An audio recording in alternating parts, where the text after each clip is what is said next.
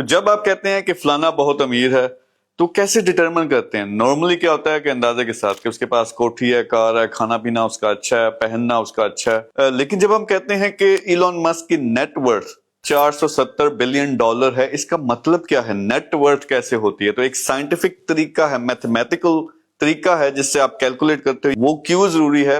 جب آپ کا کلیئر ٹارگٹ نہیں ہوتا، آپ کہتے ہیں میں نے پاکستان کے لیے کچھ کرنا ہے، اب یہ اس میں کوئی کلیئرٹی نہیں ہے. میں نے 10 یتیم بچوں کی مدد کرنی ہے، اب اس میں نمبر بھی ہے، کیلکولیشن بھی ہے، سب کچھ ہے، تو آپ اس کو کیلکولیٹ کر سکتے ہو، چیک کر سکتے ہو کہ آپ کو کتنی سکسیس ملی. تو یہ ضروری ہے کہ آپ پہلا کانسیپٹ ہے نیٹ ورتھ، اس کو کیسے کیلکولیٹ کرتے ہیں. تو نیٹ ورتھ کا کانسیپٹ کیا ہے؟ سمپل یہ ہے کہ آپ کے پاس کتنا پیسہ ہے، آپ کے کتنے ایسٹس ہیں. ایسٹ کیا ہوتا ہے؟ جس میں آپ کے نام پہ پلاٹ ہو سکتے ہیں، آپ کے نام پہ گھر ہے، جائیداد ہے. جتنا بھی آپ کا پیسہ ہے اس کو آپ جمع کریں گے، سم اپ کریں گے. اس میں سے آپ نے مائنس کرنا ہے آپ پہ جو لائبلٹیز ہیں. لائبلٹیز کیا ہے؟ کہ آپ نے کسی کا قرضہ واپس کرنا ہے، کسی کے پیسے واپس کرنے ہیں، یا آپ نے ایک کار لی ہوئی ہے اس کا لون ہے.